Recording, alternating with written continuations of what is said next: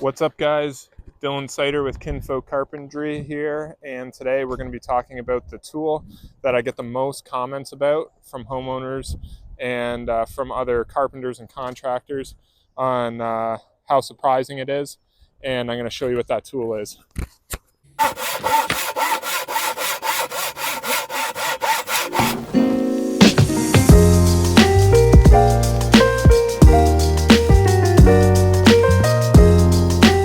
The tool I'm talking about is the Makita Quiet Series compressor. The product number is MAC100Q. The reason I get so many comments on it is because it is probably less than half the volume of a normal compressor.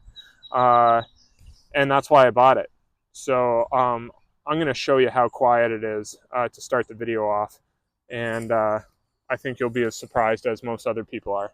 All right, I'm holding my mic and I'm gonna turn it on. I already did a video and it wasn't even picking up the sound. That's kind of how quiet it is. And I was trying to kind of talk while it was running, and it was only picking up my voice. So I'm gonna try a different video here to try to actually pick up the volume of it. So here we go. I'm gonna flick on the compressor.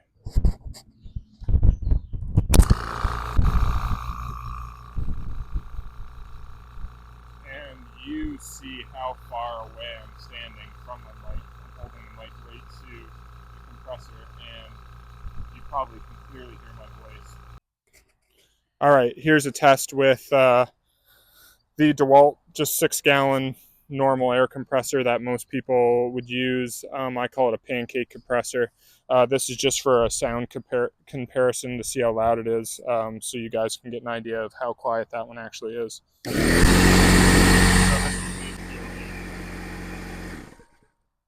So there you go.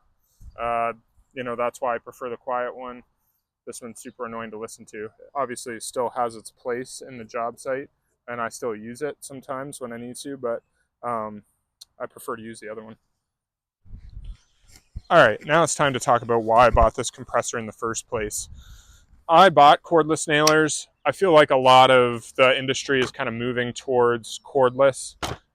I just found them junk. I think if I was shooting into anything hard at all, any sort of oak or hardwood, they would leave nails proud. And then my 18 gauge nailer was just leaving every fourth nail proud, and it was driving me nuts, even on like pine and things like that. Maybe it's the brand. I thought these were a good brand. I know trustworthy carpenters use them. I've used DeWalt. I've used Milwaukee. I'd consider buying the Milwaukee 18 gauge. I think it's a good tool. But I was going to get my 18 gauge repaired, but it was like over $100 to get it. And I think at the time this compressor was $179, and I was like, for another 20 or $30, I was like, maybe I just go with a small compressor that's super lightweight, easy to haul around. It's a small footprint, doesn't take up a lot of room in my truck, and it's super quiet. I think like the hose is kind of bothersome when you're working day to day, but I would say more of the annoyance with nailers is like the compressor sound, and how heavy a compressor is and how much room it takes up in your truck. It's easy to just haul around a nailer. But honestly, I do prefer pneumatic anyway. I think they leave a smaller hole, and I think they're way more consistent. I don't ever have to worry about like it not setting in any wood. It could be white oak, and I feel like my 18 gauge will shoot no problem with pneumatic. So that's why I switched from cordless nailers back to pneumatic, because I liked the way pneumatic felt. I liked the way how consistent they are. There is some downsides to this compressor, and I'll share that with you right now. But that's the reason I bought it in the first place. All right, biggest downside of it, other than having to haul a hose, is you can't frame with it. I've done it in a pinch where it recharges after every single nail shot. So if you have to put like blocking in, like in a joist bay or something, and you only have to shoot like 5 nails or something, maybe, but at that point you might as well just use screws. So you can't frame with it.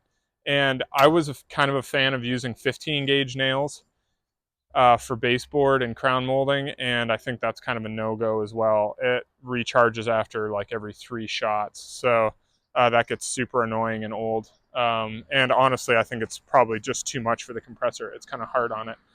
So I'm going to show you how many nails I can shoot on one full charge with just an 18 gauge.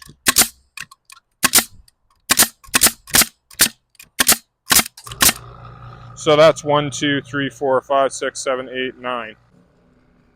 I'm going to wait till it's fully charged, and I'm going to show you how many I can do with this 16 gauge till it is fully charged, until it kicks back on again. There's been very few times where I had to wait for it to charge up to shoot a nail. It happens very rarely.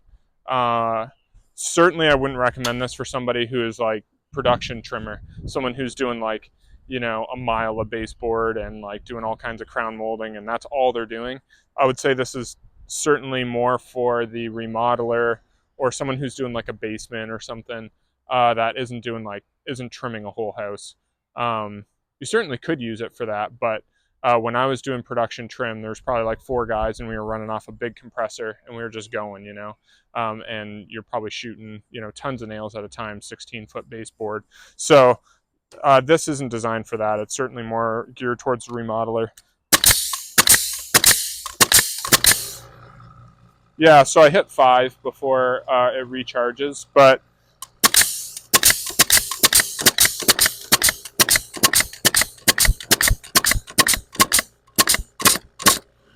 all right, so that's kind of how many I shot till it really struggled to keep up. Like I was probably at 25 nails there before it actually was leaving them proud. So, I mean, you can keep shooting while it's charging up. It's only a 1-gallon tank as well. It doesn't give you a ton of air before it has to recharge. I've had this compressor for 2.5 years, almost 3 years now, and it gets, you know, almost everyday use, weekly use. It stays in my truck, so it never leaves my truck. So that, you know, it's never needed any service. It's been great, runs well, and I'm not overly easy on stuff, as you can see. Like, you know, it's pretty banged up and scratched up, and it's taken a little bit of abuse, and it's still running strong. So other things to note is here's how you drain the tank. There's just a little lever here, which is nice, quick release. This is how you adjust the output pressure, tank pressure, output pressure. Here's your hose input, and it comes with a place to wrap up your cord, and on the end of the cord here it gives you a place to hook it to itself, so it stays nice and tidy. Kind of a roll cage design, so it kind of protects all the innards of the compressor inside around this, so if it rolls over it shouldn't get damaged. And yeah, that's kind of the overview of it. So some quick stats on this thing is it runs off 2 amps, so that is extremely low for a typical compressor. I've been trained to not cut on a miter saw or a table saw while a compressor's running. You don't have to worry about that with this. It won't trip a breaker because it's taking such low amperage. It takes 90 seconds to fill from empty to 90 psi, which is good. The max PSI you can run out of it is 135. I usually run it at around 100 to 110 PSI when I'm shooting finish nails. And it weighs 27 pounds, which is pretty light.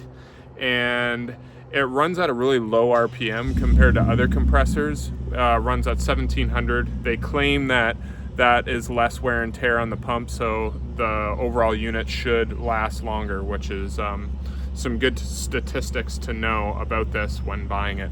So yeah, hope that helps.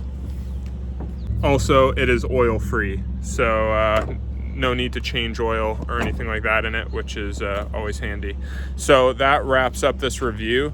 of the Makita Quiet Series compressor. If you have any questions or comments, let me know.